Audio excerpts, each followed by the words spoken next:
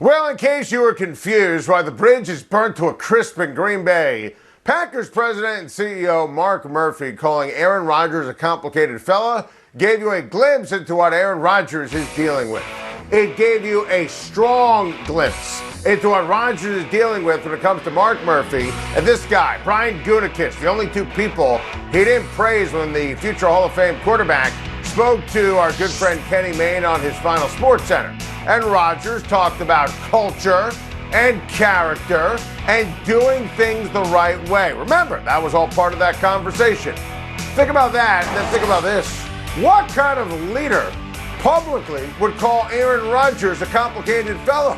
What kind of leader would write on Packers.com that Rodgers is splitting the fan base? What kind of leader uses a, quote, complicated fellow from former GM Ted Thompson, who passed away? We don't know if Ted actually said that or the context, but Ted Thompson is no longer with us and cannot explain it. Ted Thompson was the epitome of class and well-respected. I mean, that's cringe-inducing.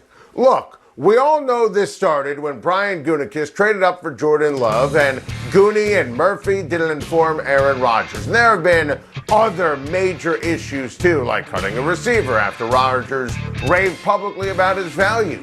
And Rodgers has already said goodbye after Championship Sunday, said goodbye on Pat McAfee's outstanding radio show on Mad Dog Sports Radio.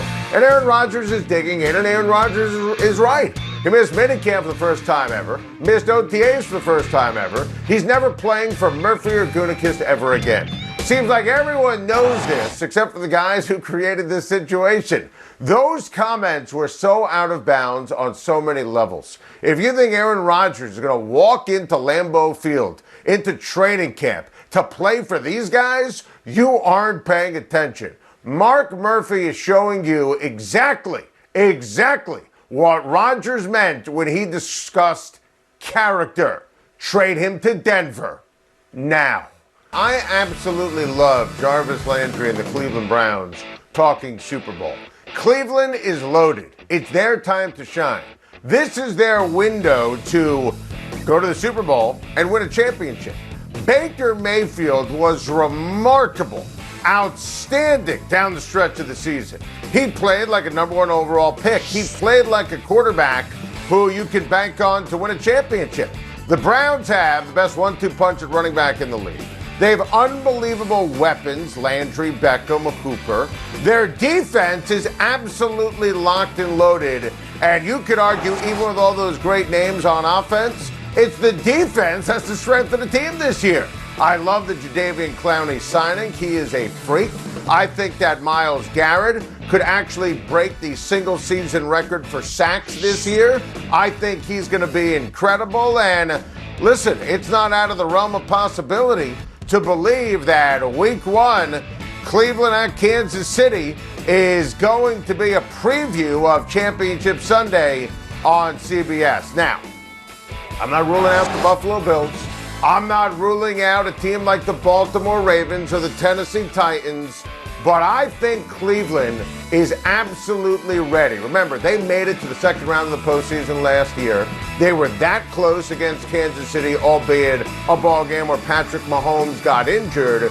But without question, Cleveland is better. I think the big thing is going to be Odell Beckham Jr. and Baker Mayfield. Whether it's perception, whether it's reality, wins, losses, numbers, Baker is not as sharp when Odell is out there. Now, it could be coincidence. It also could be the fact that he tries to force the ball to Odell Beckham Jr. As long as that's not a thing, I think the Cleveland Browns are absolutely locked and loaded, and they are going to make a legit march to the Super Bowl this season. Not that they're my Super Bowl pick. The AFC is loaded, but it is so healthy when you think about all the negativity and all the bad losses. Forever, what could go wrong would go wrong in Cleveland. I think it's very healthy that they're thinking and talking Super Bowl with Kevin Stefanski, excellent head coach. That's the right mentality in Cleveland. I gotta get this off my chest. Dak Prescott says when Ezekiel Elliott is healthy, he's the best running back in the league. Listen, I'm with Dak Prescott here. Zeke is poised for a monster year in Dallas. When we gave our bold predictions a few weeks ago on Time to Shine, I said I could see Zeke leading the league in rushing. He's happy, he's healthy, he's dominant. By the way, he has led the league in rushing twice in his career.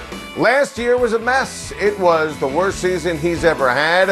I think a lot of that was on him. He was out of shape. A lot of that was on the Dak Prescott injury. And now you have a happy and healthy, locked and loaded, got his contract, knee is great. Dak Prescott's going to dominate. Receivers are going to dominate. It's a first real full offseason for Dak in Mike McCarthy's program.